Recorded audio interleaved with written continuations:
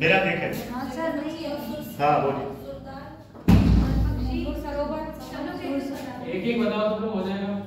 एक लोग बताए, ठीक है। पहले सारा सुनो, बताइए। हाँ सर, जितना बता पाओ। ऊपरी गंगा बिजनौर में, और नवाबगंज पक्षी विहार, सरसई नवार, समनपुर, समसपुर, और सैंडी, पार्वती अरंगा, बखीरा, और एक और छोटा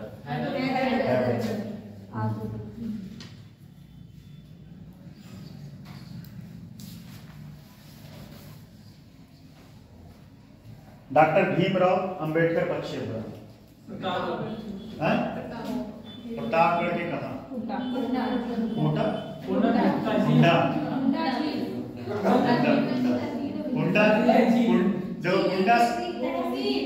कुंडा तहसील है, कुंडा जिला नहीं, ठीक है। अब कुंडा से याद करना कि राजा भैया, राजा भैया को नहीं याद पता? राजा भैया उत्तर प्रदेश के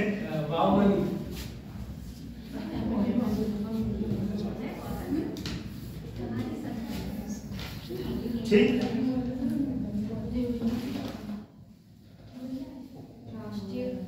कल राष्ट्रीय उद्यान के बारे में, ठीक है, और वन्य जीव अभ्यारण्य का क्या महत्व ये बताए थे नहीं? इसके पहले एक महत्व बताया था। वन्य जीव अभ्यारण्य क्यों? राष्ट्रीय उद्यान के बारे में बताया था। राष्ट्रीय उद्यान के बारे में क्या बताया था? बताइए। राष्ट्रीय उद्यान के बनाने के लिए क्या कंडीशन होना चाहिए, और राष्ट्रीय उद्यान बनाने को कौन कौन इसको मतलब अप्रूवल देता है, या कौन इसका प्रपोजल रखता है? राज्य सरकार को ये पावर है कि राष्ट्रीय उद्यान, और अध्याय कौन सा था बताइए? अध्याय को किस अधिनियम के तहत? वन्य जीव संरक्षण अधिनियम 1972, ठीक। ये तो हम शायद बता दिए। कहाँ गए थे? राष्ट्रीय उद्यान के महत्व मैंने बताया, क्या क्या महत्व है? हाँ, और 4 पॉइंट बताए। अनुसंधान, वैज्ञानिकों, और एक पॉइंट और इसमें ऐड ऑन कर लीजिएगा, सांस्कृतिक महत्व भी है इसका। राष्ट्रीय उद्यान का सांस्कृतिक महत्व भी, कल्चर। चलिए अब आते हैं टाइगर रिजर्व, ठीक है। उत्तर प्रदेश में टोटल कितने टाइगर रिजर्व?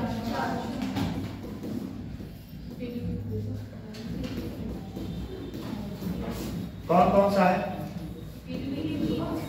पहला कौन सा है? नहीं, असेंडिंग ऑर्डर डिसेंडिंग ऑर्डर से नहीं मतलब, आप कोई भी बताओ। पहला का नाम एक हो गया पीलीभीत, ठीक। दूसरा अमनगढ़, पता है? अमनगढ़, ठीक। और एक कौन है? किशनगढ़, किशनगढ़ पता है नहीं? Kishanganj tiger reserve.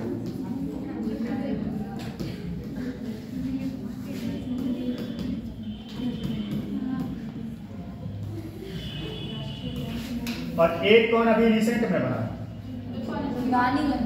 रानीपुर,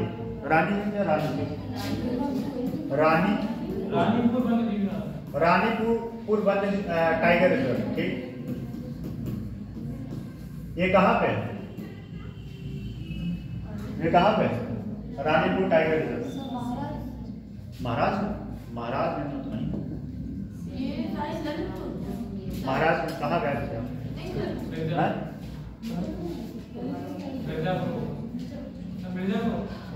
मिर्जापुर, और कोई?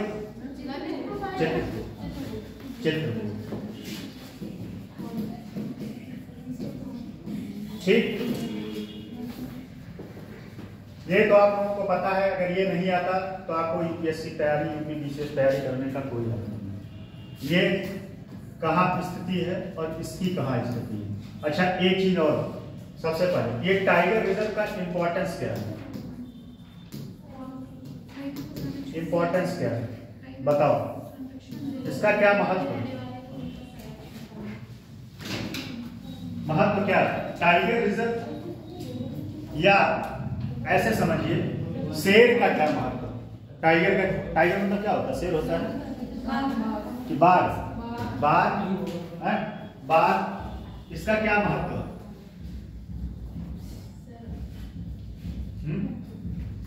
क्या महत्व?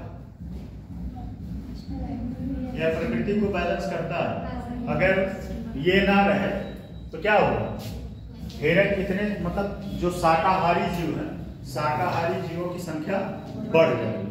अब बढ़ जाएगी तो फिर क्या होगा? बढ़ जाएगी तो जितने घास है, पेड़ पौधे हैं, उनको जो है सब खा लेंगे, और खा लेंगे तो फिर क्या होगा? मतलब मौसम नहीं बनेगा। मौसम मतलब इन द सेंस बारिश नहीं होगा। बारिश कैसे नहीं होगा भाई? जब ये पेड़ पौधे बचेंगे ही नहीं, हिरन और बकरी ये सब मिलकर सारा पेड़ और घास सब खा लेंगे तो बताओ। और आपको पता ही है कि जलवायु मतलब मौसम या वर्षा होने के लिए पेड़ पौधों का कितना इंपॉर्टेंस है कि नहीं? और एक बात और, ऑक्सीजन भी पेड़ पौधे रिलीज करते हैं, है?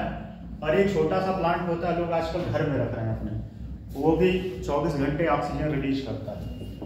मनी सो प्लांट करके कुछ है ऐसे, तो वो तो पहली बात तो टाइगर। और सबसे बड़ी बात, ठीक है, अच्छा टाइगर रिजर्व के लिए कौन सा अधिनियम आया था? कौन सा? 1972, 1973 या 1973? ठीक है, 1973। इसी के तहत किसको, टाइगर को क्या किया जाता है? संरक्षण दिया जाता है। आप टाइगर को ऐसे नहीं मार सकते, मार दिए तो जेल हो जाएगा। अच्छा एक समस्या और है इन जानवरों के पीछे, ठीक है, यहाँ सब में जो है बाघ ही नहीं मिलते, और सारे जीव भी मिलते, जैसे हिरन हुआ, ठीक है, और क्या होता है?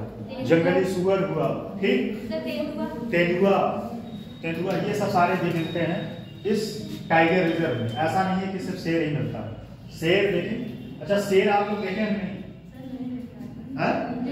यहाँ सुनते हैं, कभी सड़क पे आ जाते हैं, देखे?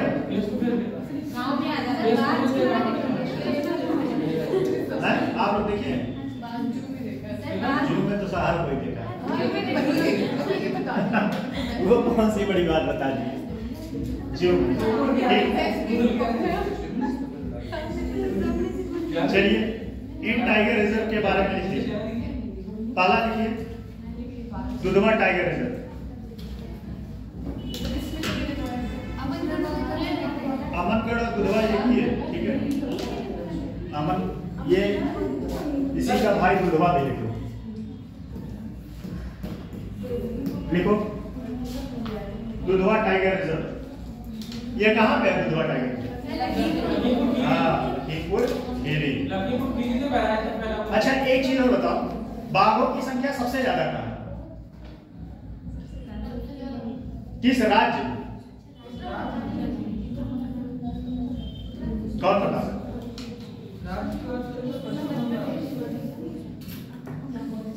कौन बता सकता? आप दोनों लोग क्या पंचायत कर रहे हैं? कुछ मैटर फंस गया है क्या? बताओ कहाँ सबसे ज्यादा, किस जगह है टाइगर?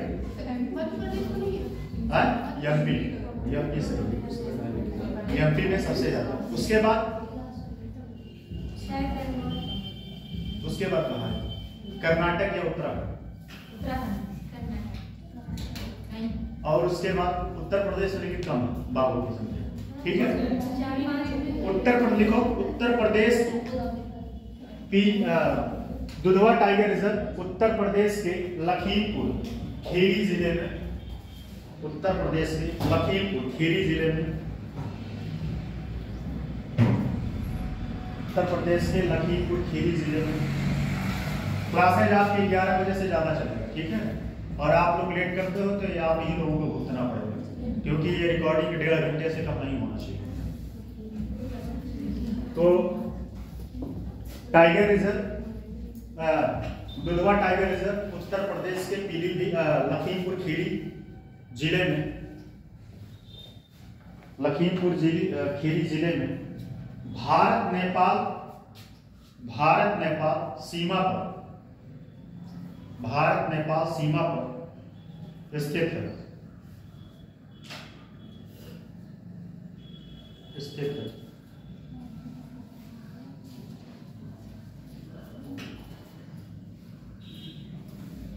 इसका क्षेत्रफल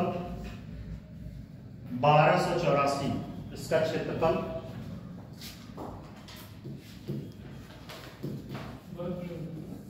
1284 वर्ग किलोमीटर, 1284 वर्ग किलोमीटर है।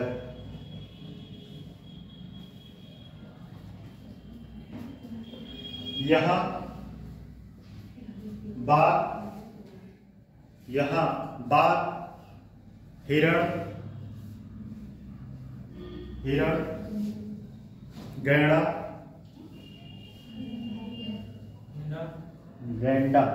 गैंडा स्वामी जानते हो? हैं? गैंडा स्वामी किसमें था? तिरंगा में। गैंडा स्वामी, गैंडा आदि जानवर पाए जाते हैं, ठीक है। आदि जानवर पाए जाते हैं। अगला पीलीभीत टाइगर है। पीलीभीत टाइगर है,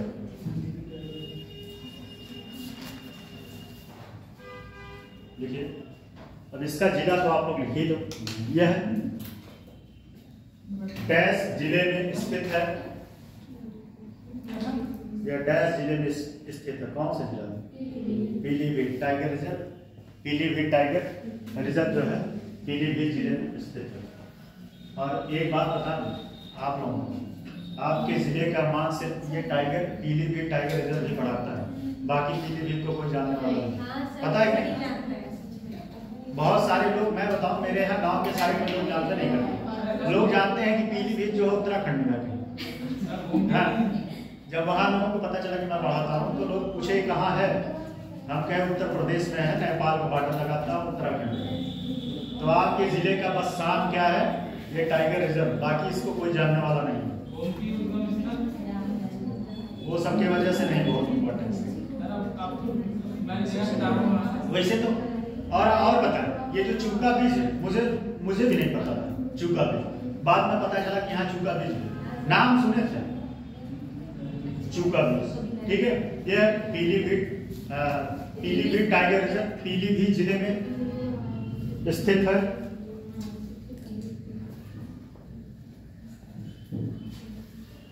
यहाँ के पर्वतीय जंगल में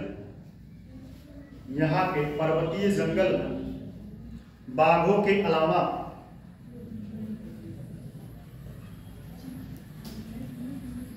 अलावा जिले की समृद्ध जैव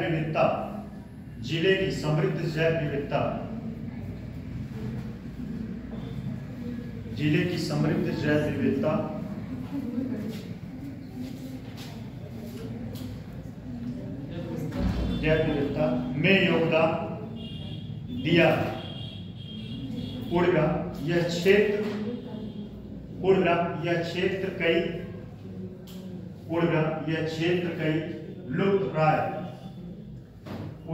यह क्षेत्र कई लुप्तप्राय प्रजातियों का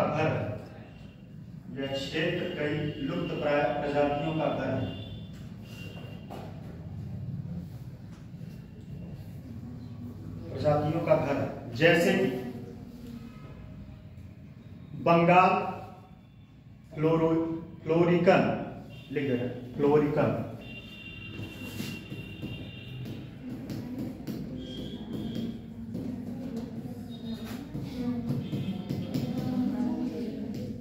बंगाल फ्लोरिकन,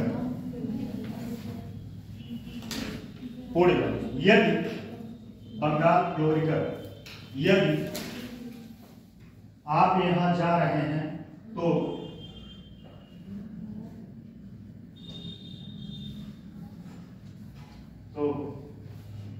चूका बीज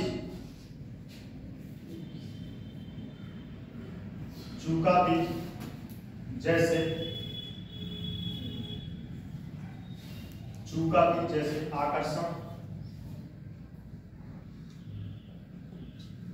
आकर्षण केंद्रों को भी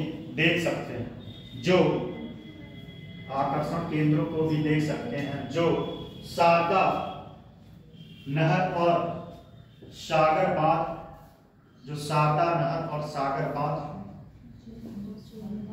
चूका बीज जो शारदा नहर और सागर बांध के बीच स्थित है। यहाँ पर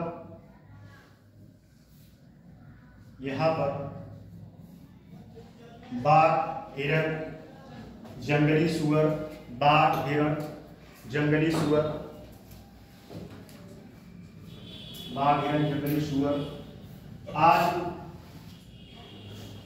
आदि जानवर पाए जाते हैं।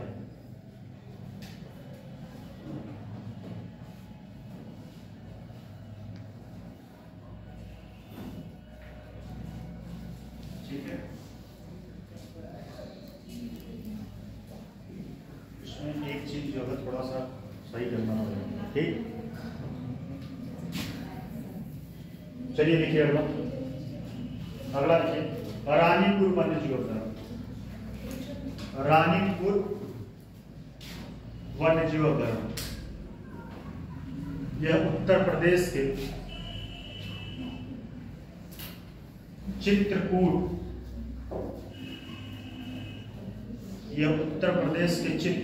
जिले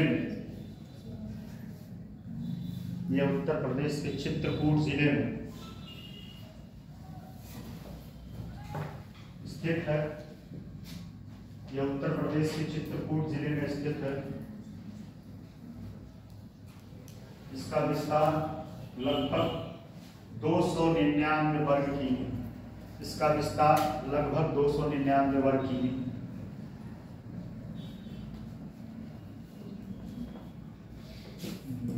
299 वर्ग केएम में है। ठीक, यहाँ देखो एक बात बता दूं, सुन लीजिए। यहाँ ये उत्तर प्रदेश का चौथा एवं भारत का 53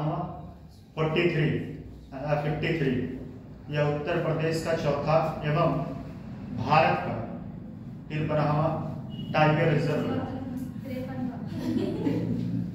53वां, ठीक, 53 अरे 53 ही तो लिखे, 53 भारत उत्तर प्रदेश का कौन सा है? चौथा, और भारत का 43वां। लेकिन इसको देखो हम लोग क्या है सुनो हम लोग क्या है इसको बोलेंगे ना, उधर सारे लोग 53वां, 53वां, हमारे यहाँ 53वां। ठीक, चलो ठीक, 53वां, ठीक, 53वां टाइगर रिजर्व। फिर से सुन लीजिए स्टेट कैसे लिखना है। उत्तर प्रदेश का चौथा एवं भारत का 53वां टाइगर रिजर्व है। ठीक, टाइगर रिजर्व। अभी टोटल कितने टाइगर रिजर्व है भारत में? कितने? 57। गूगल कर लीजिए, इनका मोबाइल चेक करना है। हमेशा तो गूगल होता है। अच्छा ज्ञान बदनाम क्या है? बदनाम होता है। सब नाम बता दो, 57 नाम। सर आपने तो बताया था, मुझे नाम बोल दिया। आपने तो बताया नहीं, तो बताया 56वां नाम कौन सा? 56। गुरु घासीराम सुने हो कि नहीं? ये 56 नंबर है। ये झारखंड में है, गुरु घासीराम। ठीक, तो ये हो गया। यहाँ क्या लिखे पहले बताओ? हाँ, टाइगर रिजर्व यहाँ लिखेगा, यहाँ मतलब ऐसा लिखिएगा इस क्षेत्र में, जैसे ये पूरा मध्य प्रदेश से मिला के, ठीक है। लेकिन ये अगर स्पेसिफिक क्षेत्र देखा जाए यहाँ चित्रकूट में, तो यहाँ बाघ अभी नहीं पाएगा, ठीक है।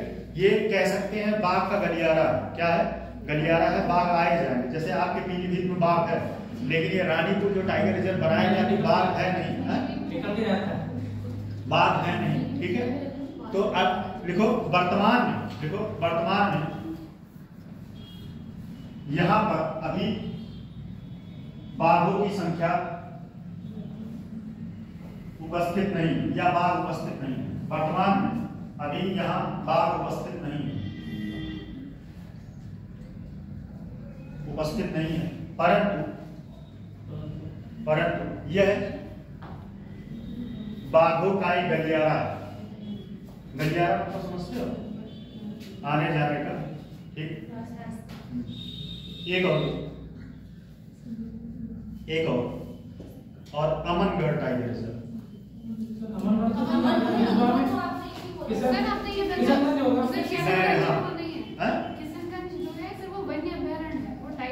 हाँ हाँ हाँ, वो अमनगढ़। अभी आप लोगों ने क्या लिखा, अमनगढ़ लिखा है कि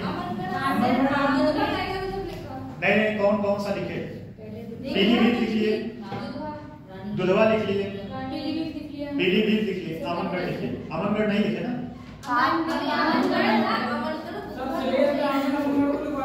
नहीं, ये अमनगढ़ नहीं, इसीलिए मैंने उसको हटा दिया।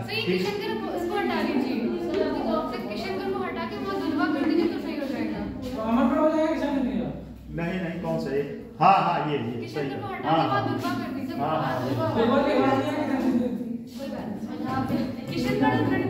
सही है, ठीक। एक बचा ये, जैसे दुधवा हो गया, ठीक, रानीगंज हो गया, और कौन सा हुआ?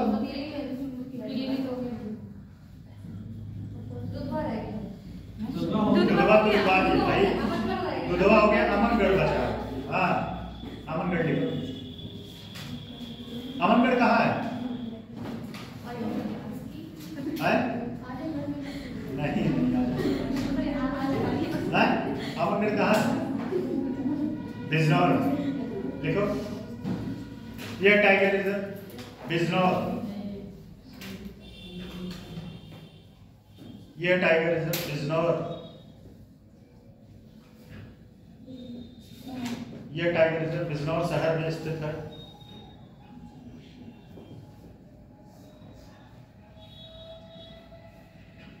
जो 94 वर्ग किलोमीटर, जो 94 वर्ग किलोमीटर क्षेत्रफल में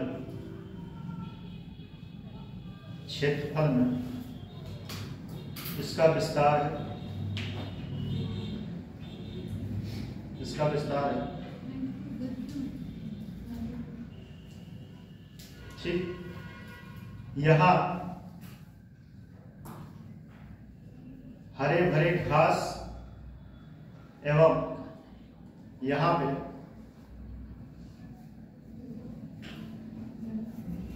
हरे भरे घास एवं जंगली सुअर, बाघ,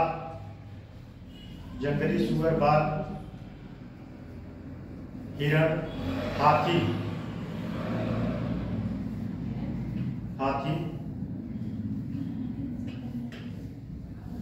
आदि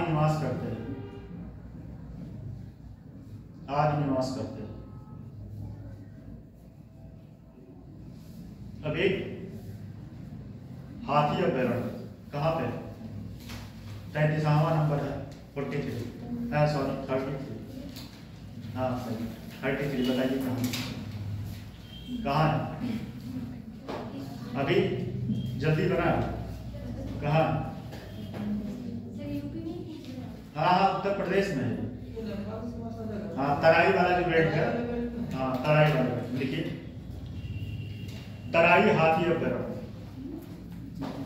तराई हाथी अभ्यारण्य।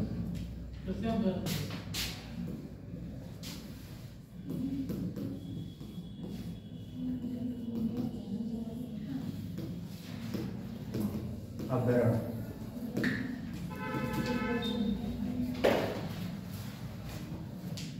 देखिए उत्तर प्रदेश में दुधवा पीलीभीत में तराई हाथी अभयारण्य स्थापित किया गया है। दुधवा पीलीभीत में तराई हाथी अभयारण्य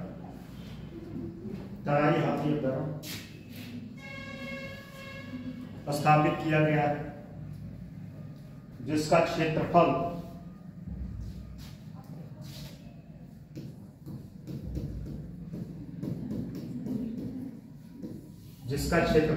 3049 वर्ग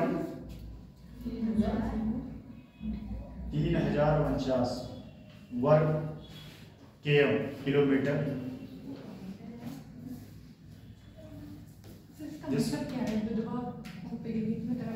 ये पूरा इसका गलियारा है, ठीक है। दुधवा से लेके और ये जितना तराई बेल्ट है ना, ये नेपाल तक लगभग इसका गलियारा है। दुधवा से स्टार्ट होके और पीलीभीत और ये नेपाल तक जो तराई एरिया है वहां तक इसका गलियारा है। 3049 वर्ग किमी क्षेत्र में फैला है। यह भारत का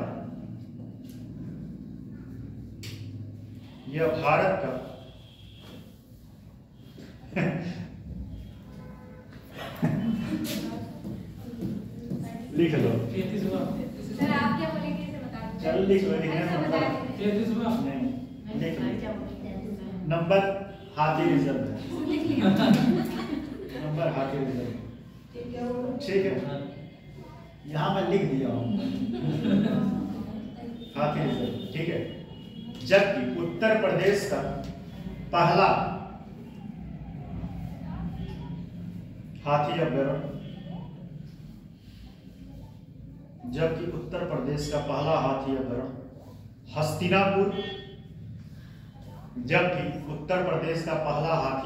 हस्तिनापुर और बिजनौर जिले में स्थापित किया गया था। जबकि उत्तर प्रदेश का पहला हाथी अभयारण्य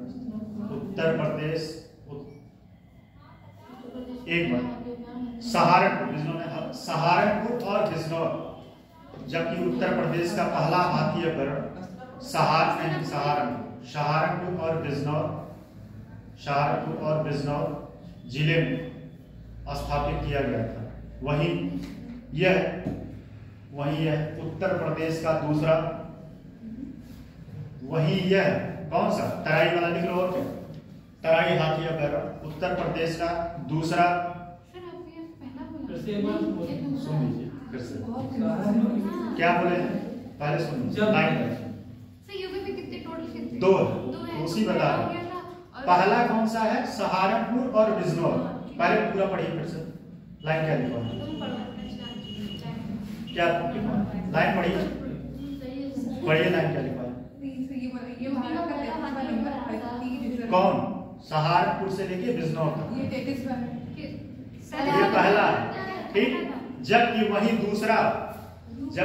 दूसरा जो है ये तराई हाथी अभयारण्य दूसरा। फिर से लिख लो भाई, फिर से एक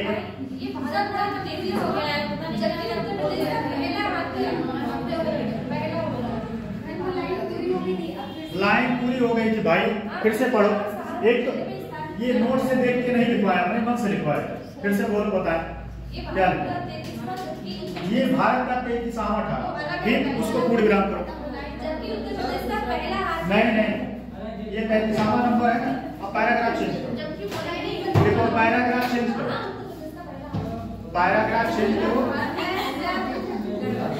लिखना है कि नहीं?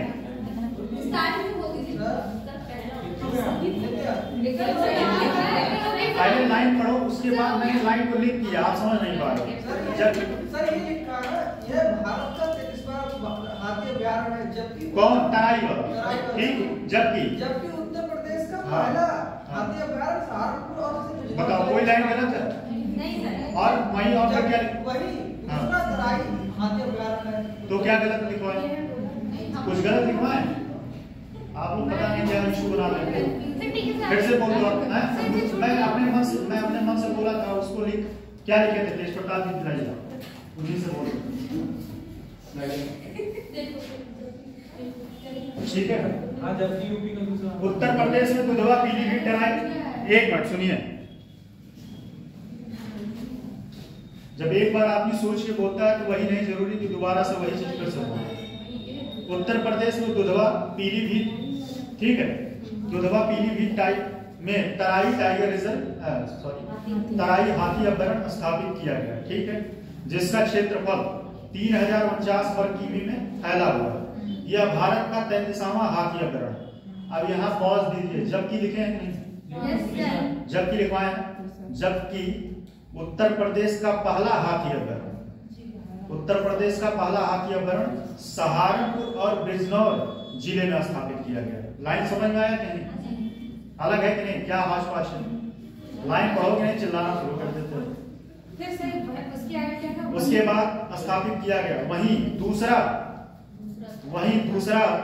तराई हाथी अभ्यारण्य उत्तर प्रदेश, वहीं दूसरा तराई हाथी अभ्यारण्य उत्तर प्रदेश के दूसरे नंबर पर। या यहाँ पे थोड़ा सा लाइन मिस्टेक है, मैं फिर से बता देता हूँ। ये सारे में लिख लिए थे। देखो, जब देखो वहीं दूसरा कैसे आता सर यहाँ पर? वहीं उत्तर प्रदेश का दूसरा, हाँ, तराई हाथी अभ्यारण्य। वहीं दूसरा हाथी अभ्यारण्य, वहीं दूसरा तराई हाथी अभ्यारण्य दूसरे नंबर। लाइव पढ़ोगे नहीं चिल्लाना शुरू। ठीक, अब ये हो गया। अब इसके बारे में समझते हैं उत्तर प्रदेश में वन्यजीव संरक्षण के मुद्दे। ठीक है, कोई कंफ्यूजन हो तो बताओ भाई, दिमाग में कंफ्यूजन लेके नहीं पढ़ो, हैं? आप दोनों लोग, ये दोनों लोग कंफ्यूजन है नहीं? कंफ्यूजन दिमाग में रहेगा तो क्लियर नहीं होगा। ठीक, चलिए अब समझते हैं। ठीक है, टोटल कितने हो गए? 2 हाथी। भारत में टोटल कितने? बोल दिए 33 सही है। अच्छा, हाथियों की संख्या सबसे ज्यादा कहाँ? किस राज्य? और सही है, एकदम सही, कर्नाटक। हाथी जो है, और हाथी हम लोग जो है बहुत। अच्छा, हाथियों की तस्करी क्यों की जाती है पता है? क्यों? हाँ, दांत को जो है बहुत सारी चीजों में यूज करते हैं। किसमें करते हैं? आभूषण। हाँ, ये बात सही है। और ये जो कस्तूरी मृग होता है पता है, इसका क्यों जो है वो किया जाता है तस्करी? क्योंकि ये महकता बहुत है। जो कस्तूरी मृग होता है तो उसको निकाल के किसमें? इत्र नहीं, परफ्यूम में डाल रहा। इत्र और परफ्यूम दोनों अलग अलग है। हाँ, इत्र लगाए हो कभी आप? इत्र जो है आपको ज्यादा लगाता है, महकता है। इत्र नगरी कौन है? इत्र नगरी कौन है? इत्र का आविष्कार कौन किया? अब शांत हो गई, मुंह पे माथा छा गया। है? उत्तर प्रदेश भारत का ही नहीं। हिस्ट्री आप लोग पढ़े होंगे। सबसे पहले पूरे वर्ल्ड में ईरान में बना था। भारत में कब बना? सर वो नहीं पता। चलो, अच्छा आगे समझते हैं। उत्तर प्रदेश में वन्यजीव संरक्षण के लिए कौन कौन से प्रयास किए गए? उत्तर प्रदेश में वन्यजीव संरक्षण के मुद्दे।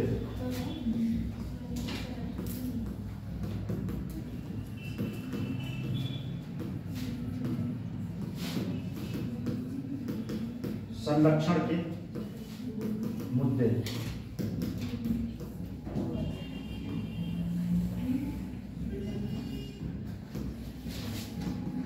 पहला है अवैध शिकार।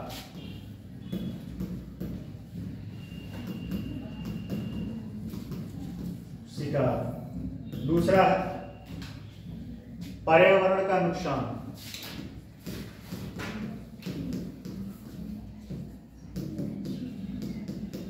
पर्यावरण की क्षति। तीसरा है मानव वन्यजीव संघर्ष।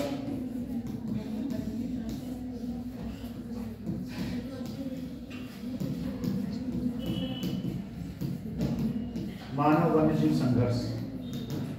फिर अगला बात मत करिए, पीछे पलट के देखे और जे दिखाई दीजिए, दे दिया यही मुर्गा बनवाए थे, फिर उसको बात करते हैं। जागरूकता का अभाव, जागरूकता का अभाव,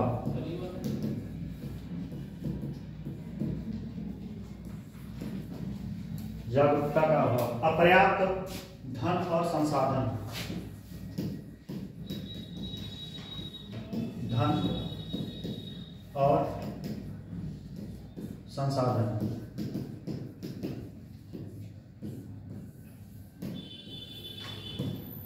अपर्याप्त धन और संसाधन। उचित, पहले इतना समझ लेते हैं तब फिर आगे समझते हैं, ठीक है। पहले लिखिए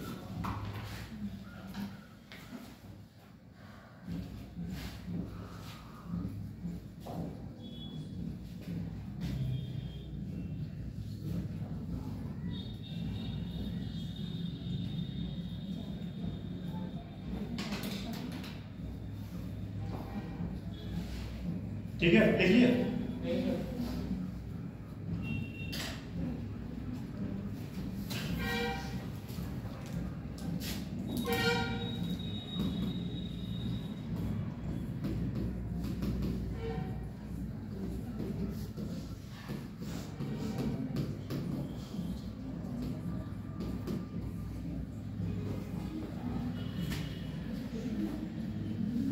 देखिए अवैध शिकार क्यों होता है, ठीक,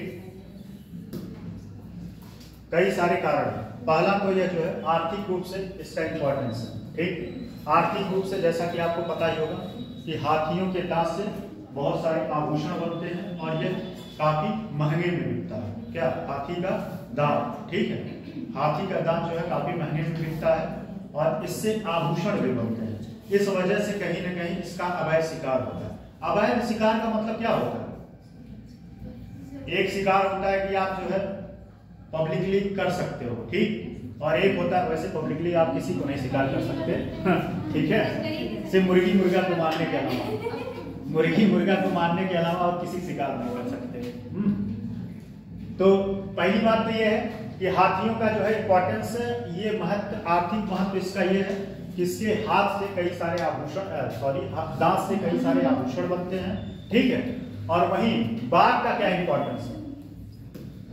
बाघ के खाल को जानते हो नहीं? बाघ के खाल से बहुत सारी चीज बनती है। बाघ के खाल का बहुत सारा जो है बहुत सारी चीज बनते हैं। इस वजह से इसका जो है विदेशों में काफी जो है इसको भेजा जाता है अनलीगल तरीके से। और कहां से, किस रास्ते से भेजा जाता है? भदोही, ये जो है नेपाल के रास्ते, ठीक। देखो यही एक नेपाल एक ऐसा रास्ता है कि यहाँ से चीजें आप एक जगह से दूसरे जगह भेज सकते हो। बाकी सारी जगह तो बड़ा कठिन है भेजना, कि आप चाहो यहाँ पीलीभीत से कोई चीज बाहर निकालना या उत्तर प्रदेश के किसी अंदर जिले से आप बाहर निकालना तो मुश्किल है, नहीं निकाल पाओगे, ठीक है। लेकिन नेपाल के रास्ते से बहुत तस्करी होता है और वहां से आपको ये भी पता होगा कि बहुत सारे जो है ब्लैक मनी नेपाल के ही रास्ते, नकली ब्लैक मनी नहीं, नकली मुद्रा जो है नेपाल के रास्ते से ही भारत में जो है शामिल किया जाता था, नकली मुद्रा। शायद इसीलिए मोदी जी ने क्या किया था, नोटबंदी करवाया, ठीक, क्योंकि और उसके बाद ब्लैक मनी को कंट्रोल करने के लिए, किसके लिए? ब्लैक मनी को। तो ये क्या करते हैं कि बाघ को मार के उसके खाल को जो है नेपाल के रास्ते और देशों में भेजा जाता है। दूसरा कारण तो हो गया बाघ तस्करी। बाघ तस्करी क्या? ये आर्थिक रूप से महत्वपूर्ण रखता है। भाई आप जब जिस चीज से पैसा आपको ज्यादा मिलेगा, स्वाभाविक बात है लोग उसमें लिप्त होना चाहेंगे, ठीक है। और डायरेक्टली तो ले नहीं पाएंगे, जैसे कि आप लोग पुष्पा मूवी देखे होंगे, पुष्पा में चंदन का जो है लकड़ी, चंदन के लकड़ी का काफी तस्करी। और एक बात और है, चंदन की लकड़ी बहुत महंगी आती है, बहुत महंगी। जो बहुत संपन्न होता है मरता है तो चंदन की लकड़ियों पे जो है अपना जलवाता है, कहता है कि मुझे मरने के बाद चंदन की लकड़ी पे जलाया। चंदन की लकड़ी से आपको बहुत सारे चंदन बनता है। भाई बात, चंदन लोग लगाते हैं। चंदन के लकड़ी को आप जो है पत्थर पे रगड़ेंगे तो उससे, जैसे ये चंदन लगाइए तो ये चंदन निकलता है उससे, ठीक है। और इसका काफी इंपॉर्टेंस, ये महकता बहुत है, ठीक है, महकता बहुत, सुगंधित बहुत होता है। आर्थिक रूप से इसका बहुत इंपॉर्टेंस है। जो बहुत अमीर लोग हैं अपने घर में बहुत सारे लोग जो है बनवाते हैं चंदन से, लेकिन सारे लोग नहीं बनवा पाए, बहुत महंगा आता है, ठीक है। फेस पैक बनता है, फेस पैक बनता है, बहुत सारी चीजें बनता है। कॉस्मेटिक जितने भी है, कॉस्मेटिक सामान ज्यादा बनते हैं, ठीक है। कॉस्मेटिक आप ही लोग जानते हैं।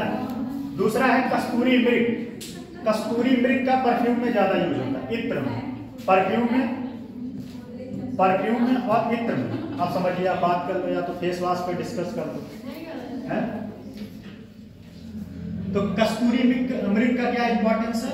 यह जो है कस्तूरी मृग जो है महकता बहुत है, महकता, कस्तूरी मृग नहीं महकता है, मरने के बाद उसके अंदर कुछ ऐसा होता है कि वो बहुत महकता है। और उसको इत्र बनता है, परफ्यूम बनता है।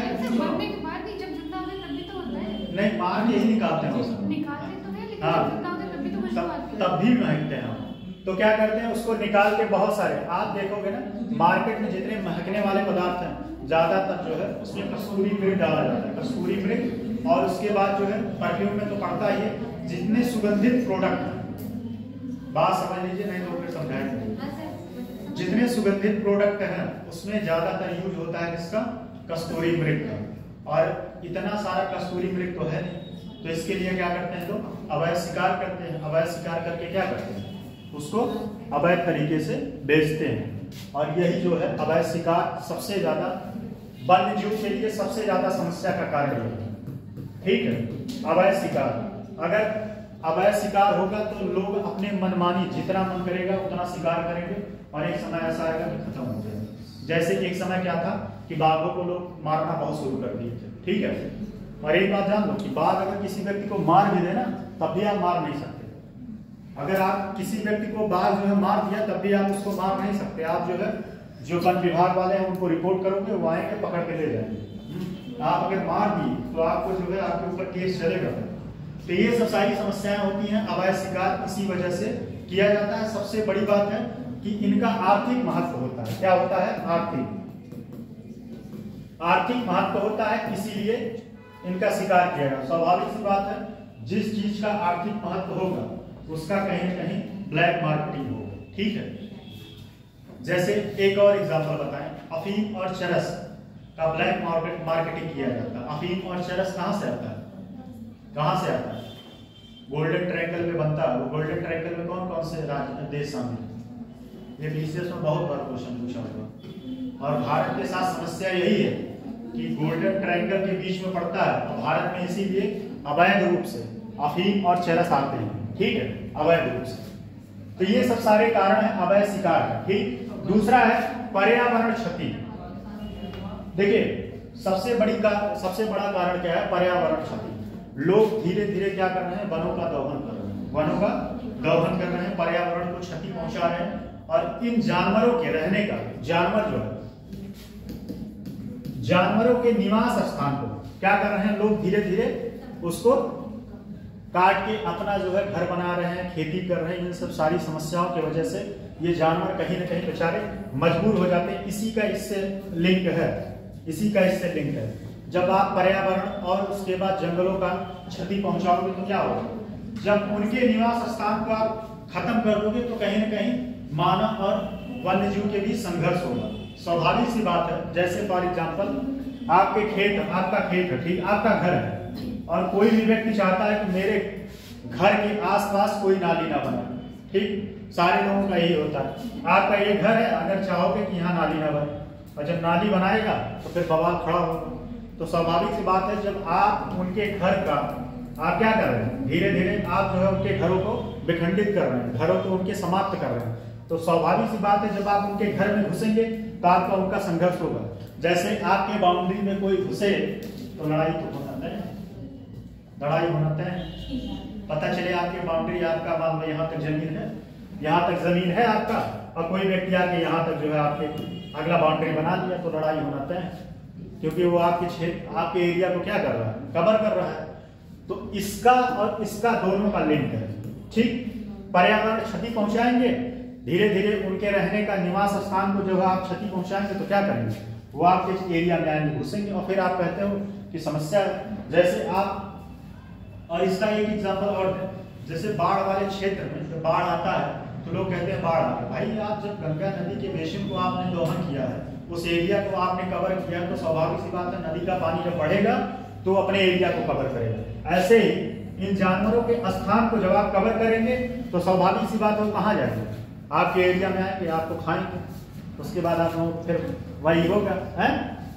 तो ये सब सारी समस्याएं हैं। तो ये दोनों एक दूसरे से लिंक है। लिंक क्या है, पर्यावरण की क्षति पहुंचाएंगे और उनके रहने का निवास स्थान को आप विखंडित करेंगे तो आपके एरिया में आएंगे, और आने से मानव और जानवर के बीच संघर्ष होगा, और जिससे नुकसान सबसे ज्यादा किसको होता है, नहीं, यही तो बात है, जानवर को नुकसान होता है। ठीक है, जानवर को, बाघ कोई आ गया, चलो ठीक है, बाघ ने 1-2 आदमी को मारा, फिर सारे लोग भीड़ में क्या करेंगे, उसको मार देंगे बाघ को, नुकसान क्या होता है। और आप ये नहीं सोचते हो, अभी कहीं मैंने देखा था, पेपर में भी आया था कि जो है रेलवे ट्रैक था, उस पर हाथियां चल रही थी, ट्रेन चल रही थी, ट्रेन जो है अब ट्रेन भाई नहीं रोक सकते ना, तो ट्रेन को चढ़ा दिया। जैसे आपके यहाँ ये जो पीलीभीत वाला, जो पूरनपुर वाला रास्ता है रेलवे ट्रैक, मुझे भी नहीं पता था, किसी ने बताया कि यहाँ पे जो है रेलवे और वन विभाग के बीच कॉन्ट्रैक्ट हुआ है कि कोई 20 किलोमीटर, ठीक है, 20 km/h से ज्यादा स्पीड में ट्रेन नहीं ले जा सकता, ट्रेन नहीं ले जा सकता। वन विभाग, ये पता था आपको बात, किसको पता था? वन विभाग और रेलवे के बीच ये कॉन्ट्रैक्ट हुआ है कि आप हमारा जंगल, जहां तक मेरा जंगल है, उस एरिया में आप 20 किलोमीटर से स्पीड से ज्यादा नहीं ले जा सकते। इस वजह, क्यों, मान लो अगर कोई हाथी या कोई शेर आ जाए तो आप कवर कर लीजिए, ठीक है, इस वजह से, या हार लीजिए तो भाग जाए, और जब स्पीड में रहेगा तो आप आए मार के चले गए। तो ये सब सारी चीजें हैं कि जब आप उनके स्थान को दहन करेंगे तो आपके बीच संघर्ष होगा। जागरूकता का अभाव, ये सबसे मूल कारण तो इसका भी है। लोग, जागरूकता का अभाव, लोगों को समझ में नहीं आता कि जागरूकता जैसे क्या है, कि लोग समझ नहीं पा रहे हैं कि इनका क्या इंपॉर्टेंस है, बाघ का क्या इंपॉर्टेंस है, हाथी का क्या इंपॉर्टेंस है, कस्तूरी मृग का क्या इंपॉर्टेंस है। अगर इनके इंपॉर्टेंस को समझे, महत्व को समझे, तो शायद क्या होगा, ये अवैध शिकार और ये सारी चीज ना हो पाए। पर्यावरण क्षति, पर्यावरण क्षति पहुंचाने का एक और कारण है, जैसे ग्लोबल वार्मिंग। ग्लोबल वार्मिंग, लोग जो है अपनी सुख सुविधाओं के लिए प्रकृति का दोहन कर रहे हैं। प्रकृति का दोहन कैसे कर रहे हैं, एसी लगा लिए हैं, एसी लगा लिए, और एसी से क्या निकलता है, एसी लगा लिए, बहुत सारी चीजें, बिजली कितना भारी मात्रा में, पहले जो है इतना बिजली लोग यूज नहीं करते, बहुत सारे प्रोडक्ट बिजली का रख लिए हैं, हीटर रख लिए हैं, और बहुत सारी चीजें। तो इन सब के वजह से क्या होता है, पर्यावरण को आप नुकसान पहुंचाएंगे तो समस्या तो होगा ही।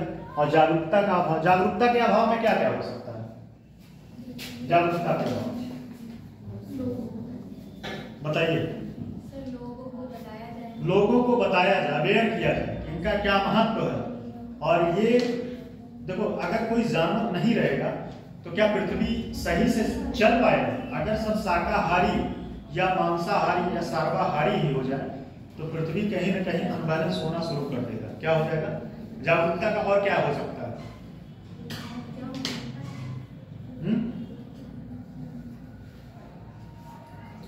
वन्य जीव के प्रति लोगों को क्या करें, अवेयर करें। और इसके लिए एक और किया जा सकता है, जैसे वन महोत्सव मनाया जाता है, और बहुत सारे, देखो इसका एक और जागरूकता के लिए, जैसे जो है 26 जुलाई को क्या मनाया जाता है, 26 जुलाई कौन बता सकता है?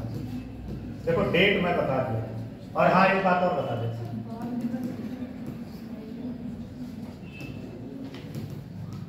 गौरैया दिवस जानते हो कितना होता है, 17 सितंबर है, 17 दिसंबर था नहीं, सितंबर, 17 सितंबर, कल इस पर डिस्कस हुआ था।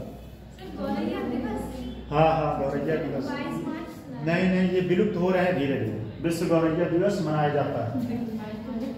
ये बताइए 26 जुलाई को क्या मनाया जाता है, बाघ दिवस। इसको मनाने का क्या कारण, ये क्यों जरूरत पड़ा ये दिवस मनाने की? कोई भी दिवस मनाया जाता है तो ऐसे नहीं मनाया जाता है, इसके पीछे लोगों को जागरूक करना है। क्या है? जागरूक करना है। और बाघों के बारे में इसमें क्या है? बाघों के बारे में बताया जाता है। ऐसे मोदी जी जो है बाघों के इंपॉर्टेंस के बाघों के लिए अभी कैट अलायंस हुआ था, ठीक है। अब करंट में आप लोग पढ़ेंगे उसमें हम नहीं जाना चाहेंगे। तो कैट अलायंस हुआ था, बहुत सारे जो है उसमें आते हैं, ठीक। तो क्या है 26 जुलाई जो है 26 जुलाई क्या है? बाघ दिवस होता है, ठीक। और बाघ दिवस क्या है? गौरैया दिवस जो है 20 मार्च को है। 20 मार्च आप गूगल करिएगा 17 सितंबर विश्व विश्व में ही है।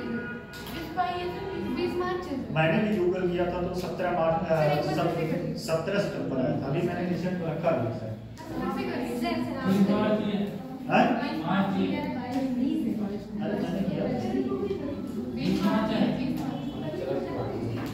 चलो जाने उसमें क्या डिस्कस है देखेंगे, ठीक है। देखिए 26 जुलाई क्या है? 26 जुलाई बाघ दिवस। बाघ दिवस मनाने के पीछे का कारण क्या है? क्यों मनाया जाता है? क्योंकि बाघों के बारे में जागरूक करना, ठीक है। बाघों के बारे में जागरूक करना। और यह प्रोजेक्ट कब शुरू किया गया था बाघ को बचाने के लिए? 1973 में, ठीक। अगर ये प्रोजेक्ट ना शुरू किया गया होता तो धीरे धीरे बाघ खत्म हो जाते। अब बाघों की संख्या को बढ़ाने के लिए सरकार बहुत सारी योजनाएं दे रहा है, ठीक है, कि बाघों की संख्या को बढ़ाया जाए, ठीक। बात समझ में आएगी? देख लेना भाई, फैक्ट है, कहीं इधर उधर हो सकता है। फिर से मैं देख के बता दूंगा। अपर्याप्त धन की कमी, ये सबसे बड़ा कारण है। क्या होता है कि सरकार और राज्य सरकार फंडिंग कम कर रहा है, ठीक है, फंडिंग कम कर रहा है। अगर ये फंडिंग करें, ठीक ठाक पैसे फंडिंग करें तो क्या किया जा सकता है? जो वन है, ठीक है, वन है, उसके एरिया को क्या किया जा सकता है? कवर किया जा सकता है। और कवर करने से क्या होगा कि वहां के जानवर जो है सड़कों पे नहीं आएंगे। और जब सड़कों पे नहीं आएंगे तो मानव और जानवर के बीच संघर्ष नहीं होगा। क्या नहीं होगा? संघर्ष नहीं होगा, जिससे सबसे ज्यादा क्षति ऐसे ही होता है जानवरों को कि लोग जो है मार रहे हैं उनको, ठीक। अवैध शिकार तो हो ही रहा है। सरकार में कहीं ना कहीं बहुत कमी है और सरकार इसमें पैसा दे रहा है लेकिन कम फंडिंग कर रहा है। फंडिंग कम कर रहा है, धन की उपलब्धता कम है। और इसके लिए एक और कार्य करना चाहिए, अलग से जो है इसके लिए बजट पेश करना चाहिए। शायद अभी बजट पेश नहीं किया है, अलग से वाइल्ड लाइफ के लिए अलग से बजट पेश करना चाहिए। और ये जो पर्यावरण मंत्रालय है वो इसको फंडिंग करे डायरेक्टली। पर्यावरण मंत्रालय डायरेक्ट इसको फंडिंग करे तो शायद इनके लिए बेहतर किया जा सकता है, ठीक है। और धन के अभाव की वजह से बहुत सारे योजनाएं हैं, क्या बोल, धन के अभाव से बहुत सारी योजनाएं सही से इम्प्लीमेंट नहीं हो पाती है। बस क्या होता है वो कागज में ही रह जाता, धरातल पे बहुत सारी योजनाएं इम्प्लीमेंट नहीं हो पा रही। बहुत सारी योजनाएं चल रही भारत में, लेकिन क्या है वो योजनाएं क्या धरातल पे आ रही है? नहीं आ रही। बहुत सारी योजनाएं जो है सरकार की चल रही है लेकिन ज्यादा सफल ना हो पाए क्योंकि धन के अभाव में। तो धन का अभाव अगर नहीं रहेगा तो ये सब सारी चीजें अच्छे से चल पाएंगी। इधर में कोई कंफ्यूजन? गौरैया दिवस फिर से देख लेंगे। गौरैया दिवस कितने है? ठीक है। ये जितना टॉपिक ये जितना था अवैध शिकार, पर्यावरण, मानव क्षति और जागरूकता, ये सब में कोई कंफ्यूजन है? आगे फिर देखिए।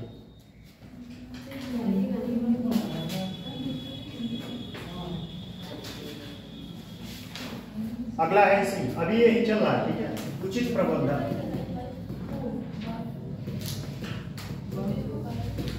उचित प्रबंधन और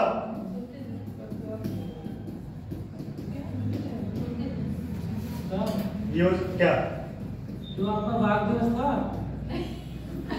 वो भी गलत है। 29 जुलाई होगा, 29 जुलाई होगा। चलो जो भी हो,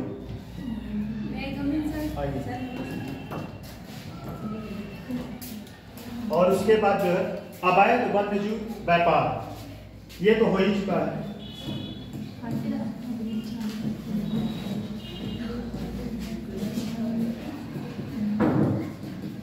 अवैध वन्यजीव व्यापार, ठीक। फिर अगला है जलवायु,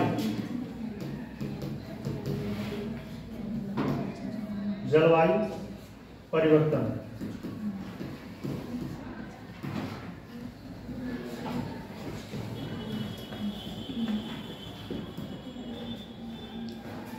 आवासों का विखंडन, ये तो हो ही चुका है।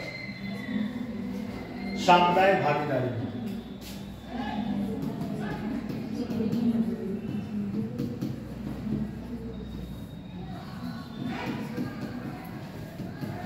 सामुदायिक भागीदारी।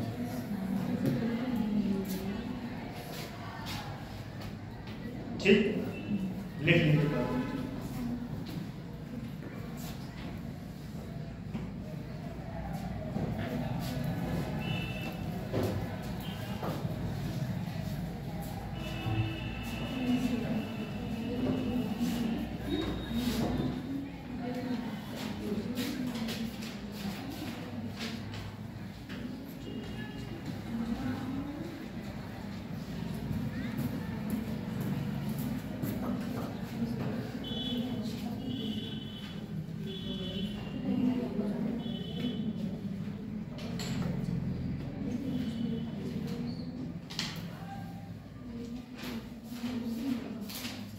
ठीक है, चलिए उचित प्रबंधन।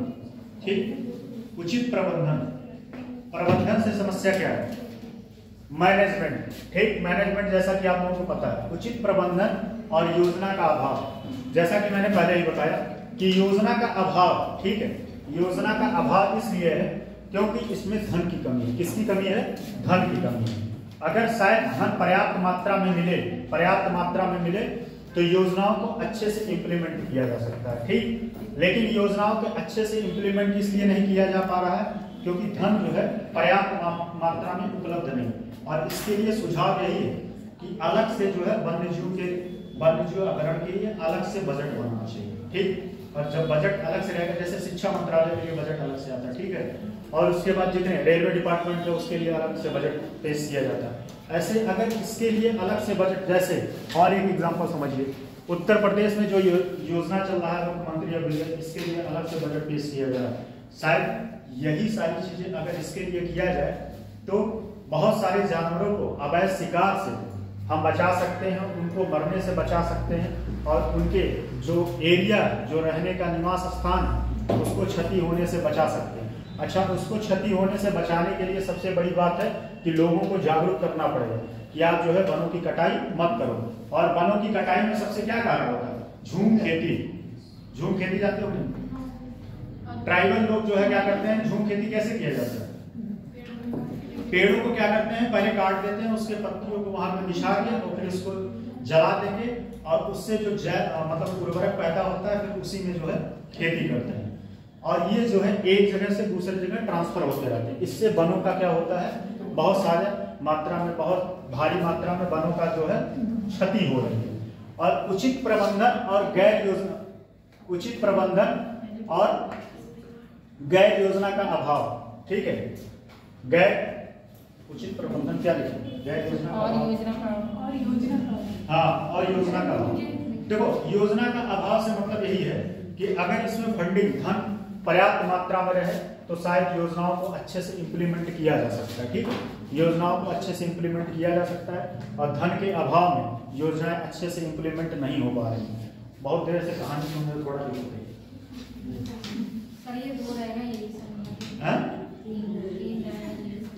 पहले लिखिए अवैध शिकार।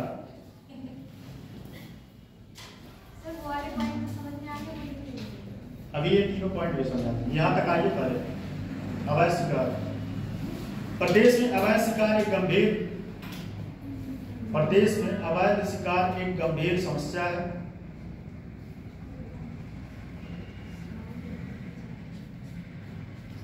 प्रदेश में अवैध शिकार एक गंभीर समस्या है। बाघों, हाथियों और गैंडों सहित विभिन्न जानवरों का शिकार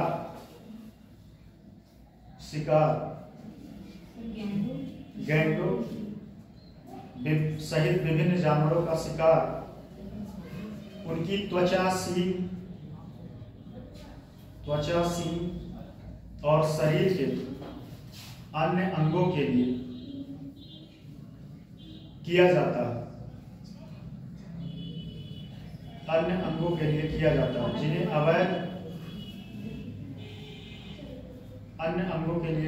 जिन्हें अवैध वन्यजीव व्यापार में बेचा जाता है, जिन्हें अवैध वन्य जीव व्यापार में बेचा जाता है। अवैध शिकार के लिए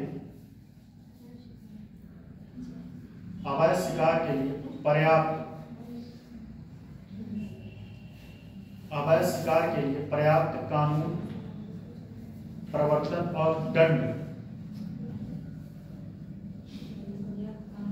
अवैध शिकार के लिए पर्याप्त कानून प्रवर्तन और दंड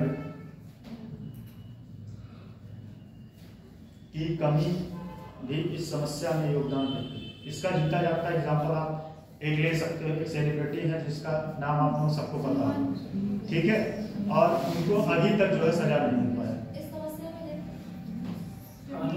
और दंड की कमी भी इस समस्या में योगदान करती है। दंड की कमी, अगर इसमें जैसे अभी आदमी को मारने के लिए क्या है 302 है, ठीक है, अब तो नया नियम आ गया। अब जो है कानून बना है, अगर इतने कठोर कानून इसके लिए भी बनाए जाए कि अगर आपने किसी शेर या हिरन या किसी हाथी का शिकार किया तो आपको आजीवन कारागार या फिर मृत्युदंड दिया जा सकता है, तो शायद ये सब सारी चीजें रुक जाए, ठीक है। पर्यावरण का नुकसान, पर्यावरण का नुकसान में कुछ ज्यादा नहीं है। मानव वन्य जीव संघर्ष लिखिए, इस पे लिखिए, वो जो पॉइंट लिखे हो ना उसी के नीचे लिखो, बढ़ती मानव आबादी और बढ़ती, ये है मानव वन्य जीव संघर्ष, ठीक, उसमें लिखना है। बढ़ती मानव आबादी और वन्य जीव आवासों में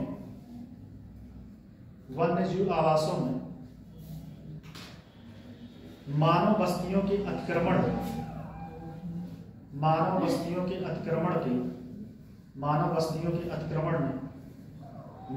वन्य जीव संघर्ष, मानव अतिक्रमण में मानव वन्य जीव, बढ़ती मानव आबादी और वन्य जीव आवासों में मानव बस्तियों के अतिक्रमण में मानव वन्य जीव संघर्षों को बढ़ावा दिया है। हाथी, तेंदुआ और जंगली, हाथी, तेंदुआ और जंगली, हाथी, तेंदुआ और जंगली, हाथी, तेंदुआ और जंगली सूअर जैसे जानवर, जंगली सूअर जैसे जानवर को नुकसान पहुंचाते हैं।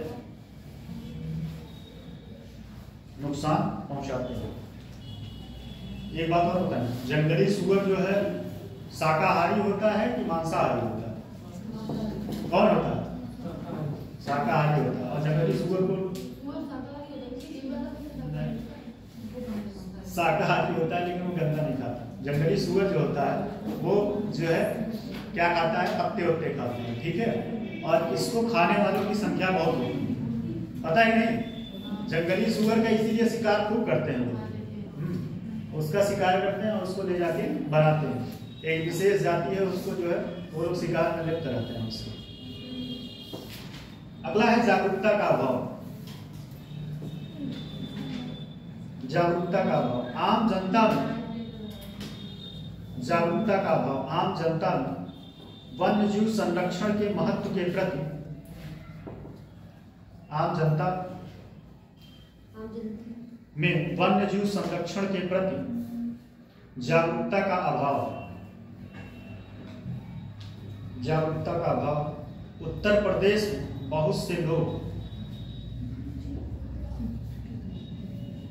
उत्तर प्रदेश में बहुत से लोग अभी भी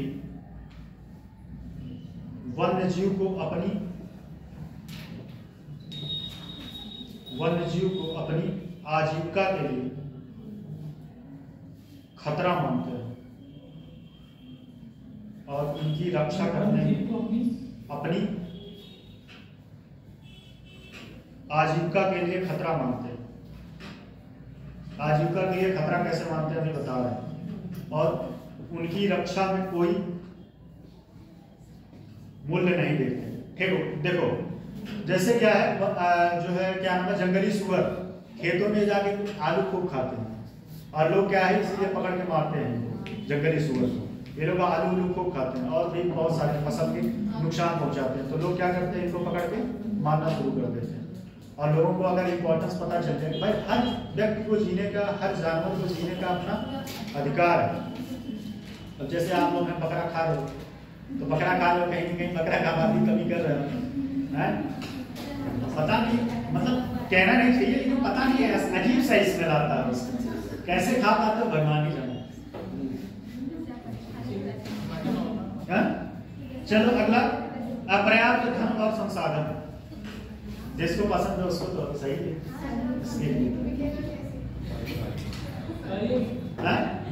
अपर्याप्त धन और संसाधन,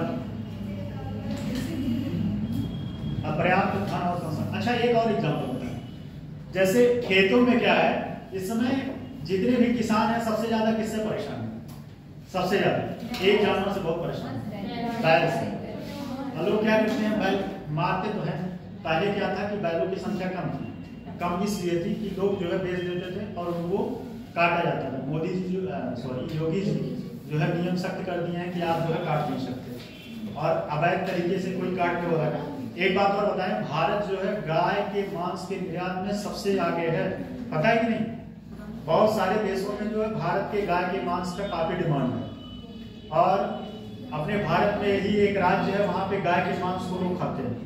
अपने भारत में ही है, एक बहुत बड़े सुप्रीम कोर्ट के जो है न्यायाधीश थे, उनका भी स्टेटमेंट था इस पर। हैदराबाद नाम नहीं लेंगे, नाम मुझे पता है, नाम नहीं लेंगे। तो उनका भी काफी स्टेटमेंट, काफी डिबेट हुआ था, काफी वायरल हुआ था। तो ये सब सारे कारण होते हैं, अगर लोगों को इसके जागरूकता के बारे में पता। जैसे क्या है, पहले क्या होता था कि बैलों का लोग यूज कर लेते थे, जैसे खेतों का जुताई कर लेते थे, और क्या करते थे, गन्ने का जूस निकालने के काम आता था, पता है कि गन्ने का गोलू चलाने के, बहुत सारे खेत में, और जो है दवाई करने जानते हो, गेहूं सरसों फैला देते थे, उसी पे बैल को चलाते थे। तो ये सब सारे काम यूज में आते थे। धीरे धीरे क्या हो गया, इनका काम खत्म हो गया, अब लोगों के लिए रिलेवेंट न रहे। कोई भी चीज, कोई भी वस्तु, कोई भी, एक बात ध्यान दो, जीवन में आप तभी किसी के लिए रिलेवेंट है जब तक आपका उसके जीवन में इंपॉर्टेंस है। जिस दिन आपका रिलेवेंसी खत्म हुआ उस दिन आपको चाय की मक्खी की तरह निकाल के बाहर फेंक देंगे। चाय की मक्खी समझते हो ना, तो वही सब सारी चीजें हैं। अब जानवर का बहुत सारा महत्व लगता नहीं है लोगों को, तो इस वजह से लोग उसका शिकार है। ठीक है, अपर्याप्त धन में लिखिएगा, सरकार द्वारा वन्यजीव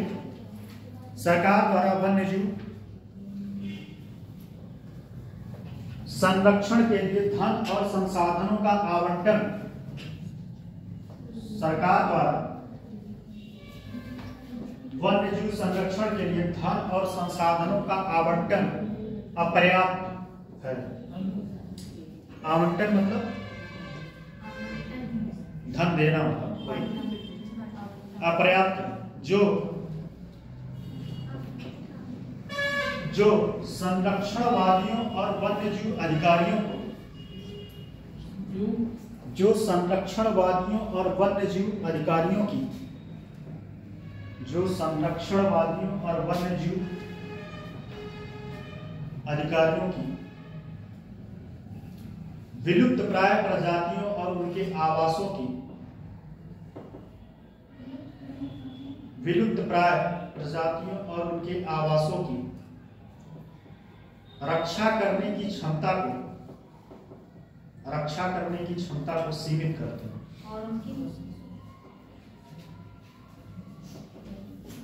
और वन्यजीव अधिकारियों की विलुप्त प्राय प्रजातियों और उनके आवासों की रक्षा करने की क्षमता को सीमित करते हैं। ठीक, उचित प्रबंधन और योजना का अभाव, यहां तक नहीं हुआ था?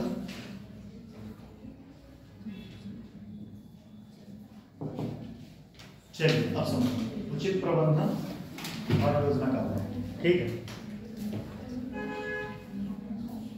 देखिए उचित प्रबंधन में जो वन्य जीव कानून बनाए गए हैं इसको और सशक्त बनाना चाहिए। क्या बनाना चाहिए? सशक्त बनाना चाहिए, जिससे कोई व्यक्ति जो है शिकार ना कर पाए। अगर शिकार करे तो उसके लिए सख्त कानून बनाए जाए, जिससे उसको लंबे समय तक जो है क्या किया जाए, जेल दिया जाए, या फिर धन मतलब पैसे का जुर्माना लगाया जाए उसके ऊपर। ठीक है, पैसे का जुर्माना लगाया जाए, जिससे व्यक्ति जो है करने के पहले, अवैध शिकार करने के पहले 100 बार सोचेगा। ठीक है, प्रबंधन में और योजना, ठीक है, योजना को जैसे क्या है, भारत में बहुत सारी योजनाएं चल रही है, स्किल इंडिया और कौन कौन सी योजनाएं, बहुत सारी योजनाएं चल रही है। ऐसे जो वाइल्ड लाइफ सेंचुरी है, जो जानवर है, इनके लिए भी योजनाएं चलानी चाहिए। और एक काम और किया जा सकता है, ठीक है, जैसे कोई भी व्यक्ति, जैसे अभी क्या है कि ग्राम को जो है क्या करना है कि व्यक्ति जो है सांसद जो है गांव को क्या लेते थे, गोद लेते थे। ठीक है, ऐसे ही अगर जंगलों को गोद लेना शुरू हो जाए तो शायद इसके शिकार के लिए जो है बचाया जा सकता है, और धन की जो कमी है उसको भी रोका जा सकता है। जैसे मान लीजिए कोई व्यक्ति के पास पैसा ठीक ठाक है और अगर उसका मन है किसी जानवर को सुरक्षित करना, तो वह उसके लिए फंडिंग ले सकता है, और उस फंडिंग से उस जानवर के लिए क्या किया जा सकता है, सुरक्षाएं प्रदान की जा सकती है। ठीक है, तो प्रबंधन में और इसमें एक चीज और, सरकार और प्राइवेट सेक्टर को, दोनों को अगर एक साथ आके काम करें तो इस योजना के लिए ज्यादा अच्छे से किया जा सकता है प्रबंधन। क्योंकि सरकारी योजनाएं जो है सही तरीके से इम्प्लीमेंट नहीं हो पाती। अगर प्राइवेट सेक्टर इसमें इन्वॉल्व होता है तो अपने योजनाओं को अच्छे से इम्प्लीमेंट करते हैं, क्योंकि प्राइवेट सेक्टर जवाबदेह होता है। ठीक है, जवाबदेह, मान लीजिए अगर कोई योजना चल रहा है प्राइवेट सेक्टर के थ्रू, तो वो क्या करता है, अपने काम को देखता है, परफॉर्मेंस क्या हो रहा है। अगर परफॉर्मेंस उसका ठीक नहीं है तो फिर क्या करता है, उस योजना को या तो बंद कर देगा या तो उसके एम्प्लॉय को बाहर कर देगा। ठीक है, तो अगर इसमें प्राइवेट सेक्टर और गवर्नमेंट दोनों साथ मिलकर काम करें तो शायद इसमें और बेहतर किया जा सकता है। बात समझ में आया कि नहीं? ठीक है, दूसरा अवैध वन्य जीव शिकार व्यापार, तो ये तो पहले ही बता चुके हैं, किसके लिए, आर्थिक लाभ के लिए। आर्थिक लाभ के लिए ही ये सारा कृत्य होता है। क्यों होता है? आर्थिक लाभ के लिए, जैसा कि आप लोगों को बताइए कि विश्व मार्केट में और देशों में बहुत सारे डिमांड है। किसका डिमांड है? हाथी के दांत का, कसूरी मृग का और बाघ के खाल का, इन सब का ज्यादा मात्रा में डिमांड है। इस वजह से इनका अवैध शिकार किया जाता है, कहीं न कहीं ज्यादा पैसा कमाने के लिए। एक साउथ की मूवी थी और वो कर्नाटक की मूवी थी, उसमें देखिएगा हाथियों के ऊपर है, बाघ के ऊपर मूवी बनी है, बहुत बेहतरीन मूवी है। उसमें दिखाया गया है कि बाघ का क्या इंपॉर्टेंस है हमारे प्रकृति के लिए, हमारे इन्वायरमेंट के लिए, क्या इंपॉर्टेंस है उसका। बाघ कम होने की वजह से नदियां सूख जा रही थी, उस मूवी में दिखाया गया। कभी मौका मिले तो देखिएगा, मुझे याद नहीं है। ठीक है, जलवायु परिवर्तन में क्या योगदान है? जैसा कि आप लोगों को बताया ही पहले कि अगर भारी मात्रा में, ठीक है, हरे भरे घास और पेड़ पौधे भारी मात्रा में काटे जाएंगे, ठीक है, काटे जाएंगे तो जलवायु परिवर्तन होगा। और जैसे आज के समय में क्या हो रहा है कि मौसम का पैटर्न धीरे धीरे बदल रहा है। पहले बारिश कब से शुरू होता था? आपका मई जून जुलाई, ठीक है, इन महीनों में, जुलाई अगस्त मई जून जुलाई महीनों में खूब बारिश होती थी। अब क्या हो रहा है? बारिश कहाँ जा रहा है? अब धीरे धीरे आगे की तरफ जा रहा है, शिफ्ट हो रहा है। और शिफ्ट होके कहाँ पहुंच रहा है? अगस्त में या उसके आगे बारिश हो रहा है। और इससे जानते हो क्या होता है?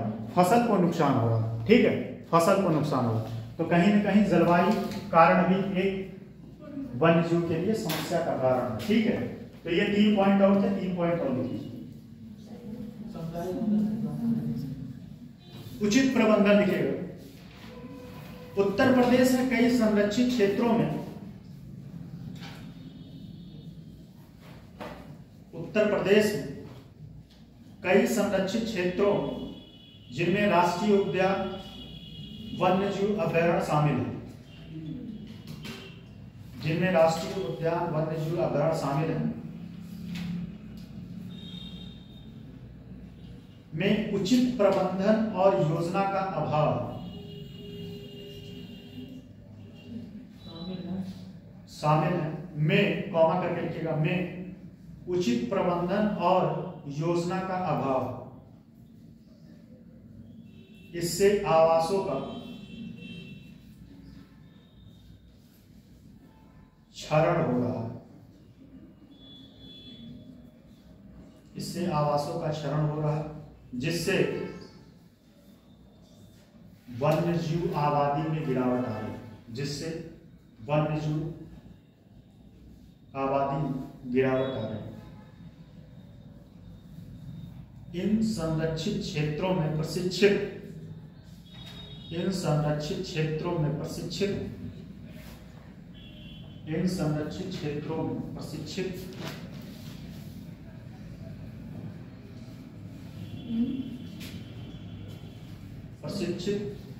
कर्मियों और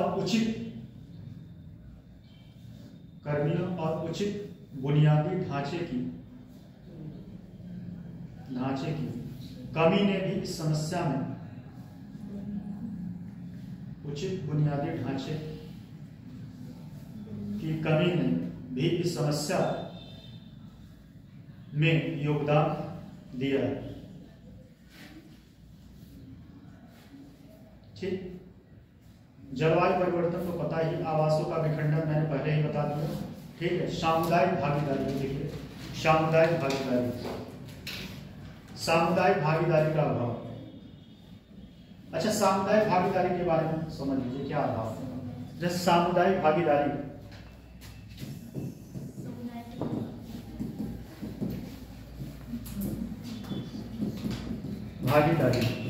इसका मतलब क्या है? देखो, कोई भी व्यक्ति किसी के लिए तभी वह उसका सुरक्षा या सहायता करता है जब उससे व्यक्तिगत स्वार्थ होता है। ठीक है, व्यक्तिगत स्वार्थ होता है। और सामूहिक भागीदारी में जागरूकता की कमी इसलिए है कि लोगों को लगता है कि जानवर हम बचा के क्या कर लेंगे, ये हमारे किस काम का है। ठीक है, कोई भी व्यक्ति होता है या कोई भी चीज करना तभी चाहता है जब उसका व्यक्तिगत उसमें स्वार्थ हो। ठीक, आप यहाँ पढ़ रहे हो, आपका व्यक्तिगत स्वार्थ है कि आपको सिलेक्शन देना है। अगर आपका व्यक्तिगत स्वार्थ न होता तो इस क्लास में आप न बढ़ते। ठीक है, तो इसमें जो व्यक्ति होता है, सामुदायिक भागीदारी में अभाव यह रहता है। जैसे और इसका एक एग्जाम्पल बताएं, जैसे सड़क पर एक्सीडेंट हो जाए तो लोग जो है उसको बचाते नहीं, बहुत सारे लोग निकल जाते। क्यों निकल जाते हैं? उनको लगता है मुझसे क्या मतलब। ठीक, केस ना आ जाए और मुझसे क्या मतलब। ठीक है, लेकिन अब अगर कोई व्यक्ति किसी व्यक्ति के घर का आदमी हो तो क्या करेगा? उसको लेकर भागेगा। ऐसे जानवरों से व्यक्ति का इंटरेक्शन नहीं हो पा रहा है, जानवरों से व्यक्ति का इंटरेक्शन नहीं हो पा रहा है, जिसकी वजह से लोगों में अभाव, जागरूकता के अभाव। जैसे आप अभी देखो, कुत्ता पालते हो ना, जो डॉगी होता है उसको पालते हो, आपका उससे लगाव हो जाता है और थोड़ा सा बीमार हुआ तो लेके भागते हो। लेकिन अभी वहीं कोई बाहरी कुत्ता है, मर रहा है, कोई नहीं पूछेगा। तो समस्या इस बात का है कि लोगों को ये नहीं लगता कि हम इसको बचाने से हमारा व्यक्तिगत क्या लाभ है। अगर व्यक्ति को ये पता चल जाए कि इनको बचाने से हमारा व्यक्तिगत लाभ ये है कि पर्यावरण सुरक्षित रहेगा, जलवायु परिवर्तन में इसका जो है महत्वपूर्ण योगदान है, इन सब सारी चीजों को अगर उनको पता रहे तो शायद वो बचाने में योगदान हो। लेकिन गांव में बहुत सारे लोग पता है, उनको पता है कि बाघ से हमारा क्या लाभ होने वाला है। किसी को पता है? जाकर अपने बाबा से पूछिएगा कि बाबा अगर हम बाघ को बचाएं या हाथी को बचाएं तो उससे आपको क्या लाभ होगा? कहीं कुछ नहीं, हमको क्या मिलने वाला है, मरे। लेकिन अगर आप पढ़े लिखे हो, अगर आप उनको रिलेट करके बताओ कि अगर आप बचाएंगे तो प्रकृति जो है सुरक्षित होगा, आपके बच्चे जो है सुरक्षित रहेंगे और ऑक्सीजन लेवल जो है डाउन नहीं होने पाएगा। इन सब सारी चीजों को अगर आप व्यक्ति तक डिलीवर कर पा रहे हैं तो क्या होगा? लोगों के अंदर जागरूकता आएगी और सामुदायिक भागीदारी बढ़ेगी। और इसको बढ़ाने के लिए एक और कार्य किया जा सकता है, लोगों को लालच देना। ठीक, लालच देना। जैसे अभी रिसेंट में एक योजना शुरू की गई थी, एक राज्य में शुरू किया था कि अगर आप पेड़ लगाते हैं और पेड़ को बचाते हैं तो आपको उसके बदले में पैसा मिलेगा। ठीक है, पैसा मिलेगा। अगर आप क्या हो, ऐसे ही अगर व्यक्ति को लालच दिया जाए कि अगर आप जो है सामुदायिक भागीदारी में अगर आप बाघों और शेरों और अन्य जीव को बचाते हैं तो सरकार आपको पुरस्कृत करेगा। क्या करेगा? पुरस्कृत करेगा। तो लोगों के अंदर अवेयरनेस बढ़ेगा, जागरूकता बढ़ेगी और लोग क्या करेंगे? बचाएंगे। ठीक है, तो एक ये है, देखो लास्ट वाला पॉइंट, उत्तर प्रदेश में वन्यजीव संरक्षण के प्रयास, उत्तर प्रदेश में वन्यजीव संरक्षण के प्रयास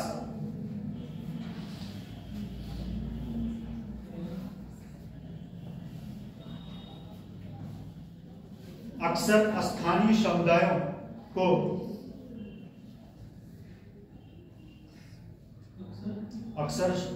समुदायों को निर्णय लेने की प्रक्रिया में शामिल करने में विफल रहते हैं।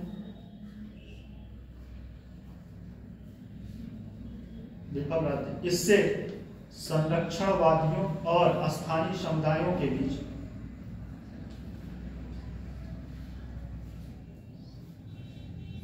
संघर्ष होता है।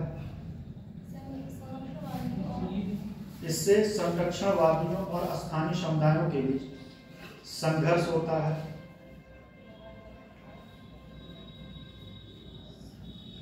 जिससे प्राणी संरक्षण उपायों को लागू करना मुश्किल हो जाता है।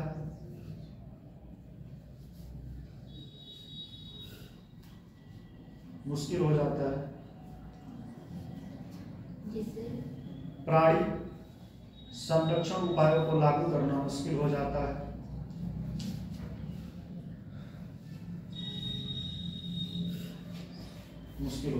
ठीक है।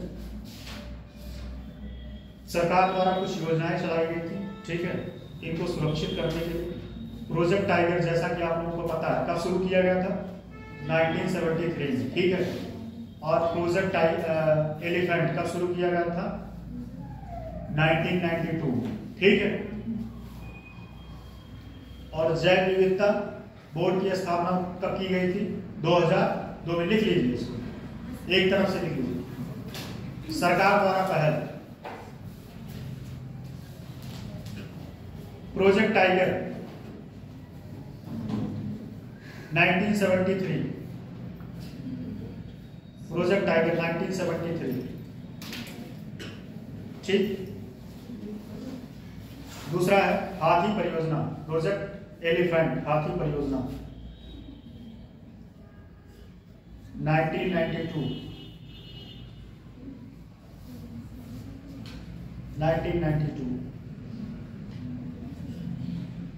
उत्तर प्रदेश में राज्य जैव विविधता बोर्ड, उत्तर प्रदेश में राज्य जैव विविधता बोर्ड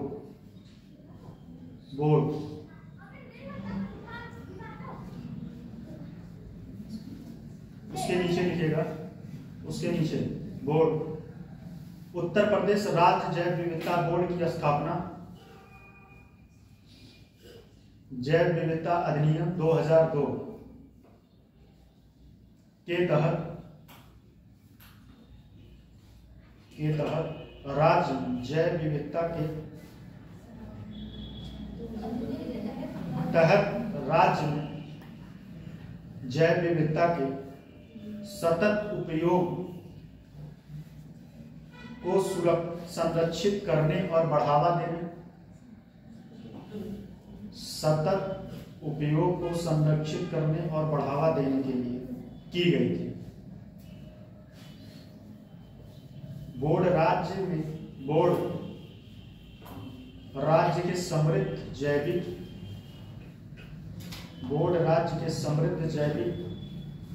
संसाधनों के संरक्षण और जैव विविधता संरक्षण। बोर्ड राज्य के समृद्ध जैविक संसाधनों, क्या हुआ आप लोग क्यों नहीं लिखे? छूट गया, पूरा छूट गया। चलो, बोर्ड राज्य के समृद्ध जैविक संसाधनों के संरक्षण और जैव विविधता संरक्षण पर जन जागरूकता और संरक्षण पर जन जागरूकता और शिक्षा को बढ़ावा देने के लिए काम करता है। ठीक। पक्षियों के लिए अभी गोरखपुर में भी एक खोला गया है, कौन सा, क्या नाम है उसका, बता सकता है? लिख लो, गोरखपुर में शहीद अशफाक उल्लाह खान हाँ, शहीद अशफाक उल्लाह खान गार्डन का निर्माण किया गया। शहीद अशफाक उल्लाह खान गार्डन का निर्माण वन्य जीव के प्रति जन जागरूकता के उद्देश्य से किया गया। गोरखपुर में शहीद अशफाक उल्लाह खान गार्डन का निर्माण वन्य जीवों के प्रति जन जागरूकता के उद्देश्य से किया गया। ठीक, तो ये आपका कंप्लीट हो गया। ठीक, ये आपका कंप्लीट हो गया। एक इसमें और लिख लीजिएगा, लिख लीजिए, काम आएगा, नहीं तो हम छोड़ दें, हमें कोई दिक्कत नहीं है। कुकरैल लिखिए, कुकरैल वन संरक्षण वन, कुकरैल संरक्षण वन, कुकरैल कहाँ है? क्या होता है? कुकरैल ये जो है जगह है, और कहाँ है? लखनऊ और उन्नाव के बीच में। लखनऊ देखिए इसको, लखनऊ से 9 किमी दूर कुकरैल लिखिए। कुकरैल संरक्षण वन, कुकरैल संरक्षण वन, उसमें लिखिए लखनऊ से 9 किमी दूर स्थित कुकरैल संरक्षण वन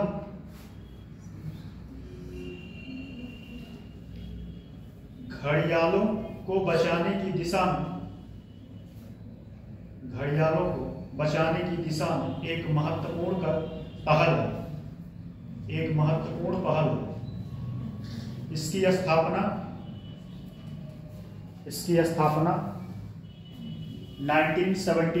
1975 में किया गया, 1975 में किया गया। इसका उद्देश्य लिखिए, इसका उद्देश्य घड़ियालों के संरक्षण के लिए, इसका उद्देश्य घड़ियालों के संरक्षण के लिए विशेष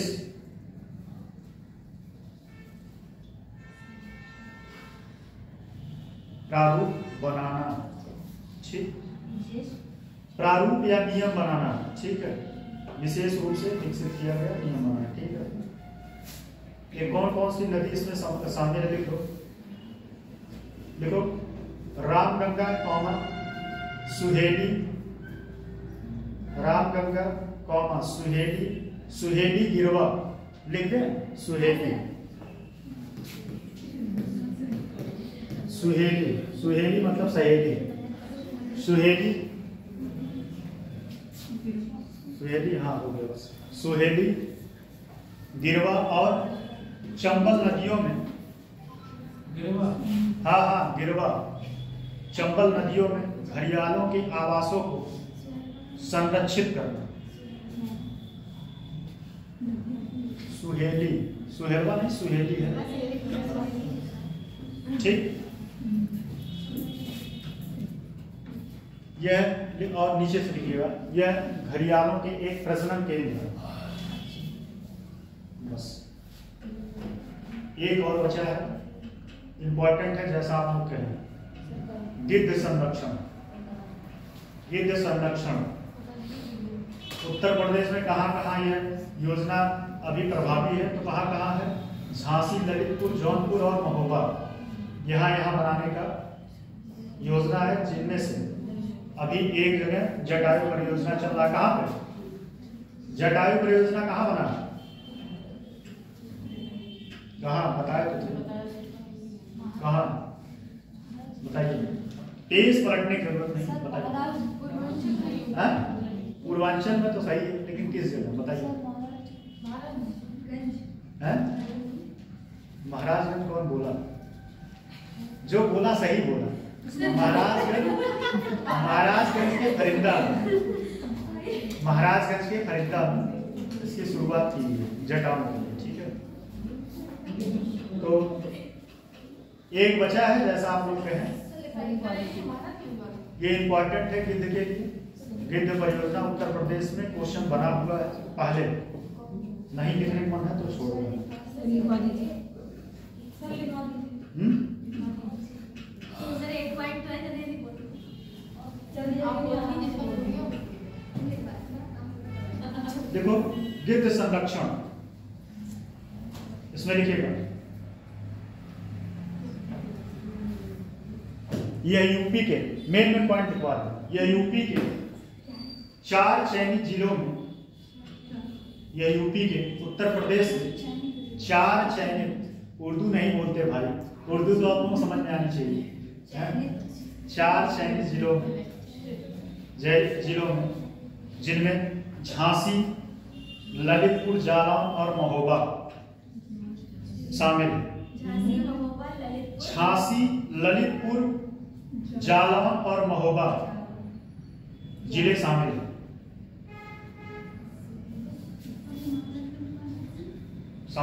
पूर्ण गिद्ध प्रजातियों की पहचान के साथ साथ, गिद्ध प्रजातियों की पहचान के साथ साथ उनके प्रजनन और बसेरा, गिद्ध प्रजातियों के पहचान के साथ साथ उनके प्रजनन और बसेरा स्थानों के लिए संरक्षण किया गया है, संरक्षण किया गया है। ठीक है। गिद्धों का महत्व क्या है?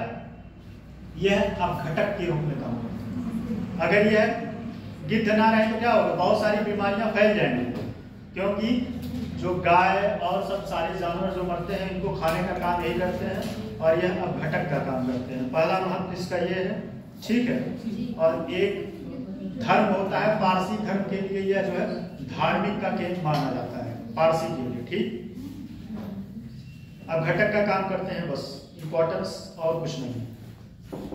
और हाँ, इनके नुकसान, इनकी कमी के लिए कौन सी दवा जो है ज्यादा अहम भूमिका निभा रहा है? डाइक्लो, लिख लीजिएगा इनकी कमी के लिए। और उस दवा को जो है, देखो ये पहली बार कब देखा गया? 1990 में पहली बार देखा गया कि गिद्धों की प्रजाति धीरे धीरे कम हो रही। तो उस पर क्या हुआ? रिसर्च जो है एक कमेटी गठित हुई और उसने देखा कि किस वजह से गिद्धों की प्रजाति में कमी आ रही। तो बाद में पता चला कि गिद्ध जो है, ये जो गाय और जानवर है, इनके मांस खाने से धीरे धीरे वह मर रहे हैं। और मर रहे हैं, क्यों मर रहे हैं? तो इस पे देखा गया कि जो गायों को दिया जाता था दवा डाइक्लोफेन, उसकी वजह से मर रहे हैं। इस वजह से भारत में इस दवा को प्रतिबंधित कर दिया गया। इस दवा को भारत में प्रतिबंधित भी किया गया है। ठीक है। तो ये आपका कंप्लीट हो कल प्रदूषण, और उसके बाद एक टॉपिक और बचा। और रही बात 29 जुलाई बाद 26 अमृत दिए थे, 26 अमृत दिए थे। 29 जुलाई को कारगिल दिवस। हाँ हाँ, वो पता है। कब हुआ? 26 जुलाई। कब हुआ था ये भारत? कब हुआ? 1900। पहला भारत पाकिस्तान युद्ध कब हुआ? और दूसरा भारत पाकिस्तान चाइना 62।